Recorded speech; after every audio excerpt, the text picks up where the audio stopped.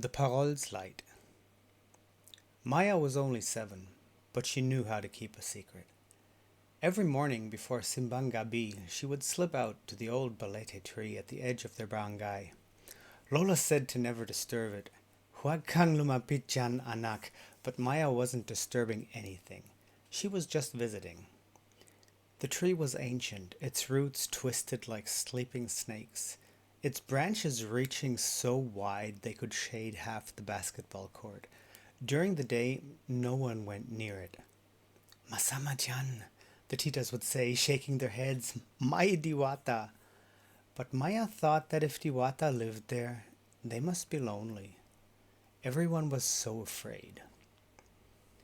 She'd started coming after her teacher announced the Christmas parol contest at school. Every student was supposed to bring their best parol for the last day of simbang gabi. The prize was a basket of Noche Buena food, ham, queso de bola, fruit cocktail. Her nanay's eyes had lit up when Maya mentioned it. Sana manalo ka, anak, she'd said, though they both knew the rich kids would bring the fancy ones from the market. Maya couldn't afford those, but the balete tree had the most perfect branches for her frame, and in the early morning darkness, no one would see her gathering them. The diwata appeared on the 4th morning. She was small, no bigger than Maya's hand, with wings like golden sampaguita petals and hair that flowed like water even when she stood still. She sat on a twisted root, watching Maya hang strips of colored paper on the low branches, testing which ones would catch the light the best. "What are you making?" the diwata asked, her voice like wind chimes on a quiet afternoon. Maya didn't scream. Lola's stories had prepared her for this, even if she'd half believed they were just stories. She swallowed hard and remembered her manners. A parol po, she said, for Christmas.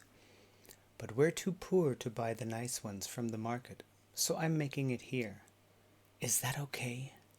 It's your tree. The diwata tilted her head, considering. Her eyes were old, much older than her delicate face suggested. Why here? The branches are perfect and... Maya looked down at her worn tsinelas. No one comes here. They won't laugh at me for trying. At school, the other children had already been bragging. Jen's parents bought her a 3-foot parol with blinking LED lights. Marcus had one shaped like a peacock. Maya's kuya Carlo had told her not to bother entering. Wak na, sayang lan, but Maya couldn't stand the thought of her nanay's disappointed face. She had to at least try. I remember, Parols, the diwata said softly, and something in her voice made Maya's chest hurt. Long ago, your Lola's Lola would hang them here, not for contests, just for beauty and for hope. She smiled, sad and distant. She would leave me bibingka too and salamat when the mornings were cold. She would say maligayang Pasko, ineng, before she left for mass. No one leaves you anything now? Maya asked. The diwata shook her head. People forget. They put up their lights and their trees, but they forget what was here before. They forget who was listening when their great-great-grandparents first lit candles in the darkness. Maya reached into her pocket and pulled out a small piece of bibingka wrapped in a banana leaf. Lola had given it to her for after mass, para may energy ka. But looking at the diwata's ancient, lonely eyes, Maya knew what she had to do. Lola gave this to me, she said, but would you like it? I'm sorry it's not fresh. I'm sorry no one remembered. The diwata's eyes widened, shimmering with something that might have been tears. Maya placed it gently on the root and stepped back, bowing slightly the way Lola had taught her. Para sa'yo, po. Salamat for letting me use your branches. The Diwata reached out with both hands, touching the offering as if it were made of glass. For a moment the air around her shimmered with golden light, not harsh, but warm, like the first rays of sun after a long rain. When the light faded, there were tears on her cheeks, but she was smiling. Salamat, she whispered. Salamat talaga, anak. You have a kind heart. Your Lola's Lola had the same heart. She stood and walked to Maya's half-finished parol, touching one of the paper stars with a fingertip. The star shimmered for just a moment, then settled back to normal paper. Come back tomorrow, the Diwata said. The day after, finish your parol here, with me. And on the last morning, the 9th Simbang Gabi, bring it to church. Her smile turned mysterious. Bring it, and you'll see. See what, po? But the Diwata had already faded back into the tree, like morning mist dissolving into air. Maya came back every morning. Sometimes the Diwata appeared, sometimes she didn't, but Maya always felt watched. Not in a scary way, but in the way Lola watched her do homework, quiet and proud. She told the Diwata about school, about her kuya who wanted to work in Manila, about her tatay who drove a tricycle and came home tired every night. The Diwata listened to everything and sometimes told stories back. About the barangay, when it was just 3 houses and a rice field. About the river when it still ran clear. About the first time she saw electric lights and thought they were fallen stars. Maya's parol grew slowly. She couldn't afford fancy materials, so she used what she found. Cellophane from candy wrappers, kape's shells she collected from the beach, wire from her tatay's old projects. It wasn't perfect. The frame was a little crooked, some stars were bigger than others, but it was hers. On the 8th morning, as Maya attached the last star, she asked the question that had been bothering her. Po, why are you helping me? I'm nobody special. The Diwata laughed, and it sounded like her wind chime voice, but fuller, more alive. You brought me bibingka. You said salamat. You see me. She touched Maya's parol gently. That's more special than you know. On the 9th morning, Maya carefully carried her finished parol to the church. It was still dark, 4:30 a.m.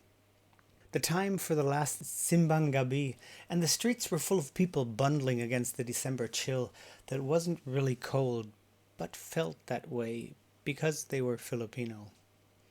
Her nanay walked beside her, holding a candle. Carlo had come too, though he'd grumbled about it. Even Tatay had closed the tricycle early to attend. As they walked up the church steps, Maya's heart pounded. She could see the other parols already hanging, huge, bright, expensive. Hers looked so small in comparison, so simple. Then something strange happened. Her parol began to glow, not with electric lights. There were no batteries, no wires, but with a soft golden radiance that seemed to come from within the paper itself, from within the recycled kape shells, the candy wrappers. It lit up the dawn like a small sun, casting patterns of light and shadow that danced like fireflies, like the spirits of old stories come back to say hello. We remember too. The light didn't hurt to look at. It was warm. It felt like home. People stopped and stared. Conversations died mid-sentence. Even the priest paused at the doorway, his eyes wide. Ay Diyos ko, someone whispered. Ang ganda, said another. Parang milagro. Maya's nanay covered her mouth with both hands, tears streaming down her face. Carlos stared at his little sister like he'd never seen her before. Tatay put his hand on Maya's shoulder and squeezed gently. Maya looked back at the belated tree in the distance, barely visible in the growing dawn. She couldn't see the diwata, but she felt her, warm as a smile, bright as kindness remembered, present as the old stories that never really die. She hung her parol with all the others, and though the other parols were bigger and fancier, hers shone the brightest. Its light didn't diminish the others. Instead, it made them all look more beautiful, like it was reminding them what they were really for. After Mass, the priest announced Maya as the winner, but when they brought her the basket of Noche Buena food, Maya asked if she could share it with the families who had even less than hers. The priest smiled and said, "Yes, oo naman anak," and that's what they did. That Christmas, Maya learned that the best magic isn't bought in stores. It's found in the old stories, the quiet places, and the small kindnesses we think no one sees. But someone always sees. The Diwatas see, the ancestors see, and they remember those who remember them. On Christmas Eve, Maya snuck back to the balete tree one last time. She left a plate of bibingka and a cup of salamat still steaming in the cool night air. "Maligayang Pasko, inyong," she whispered to the darkness. From somewhere in the branches, she heard the sound of wind chimes laughing. Maligayang Pasko.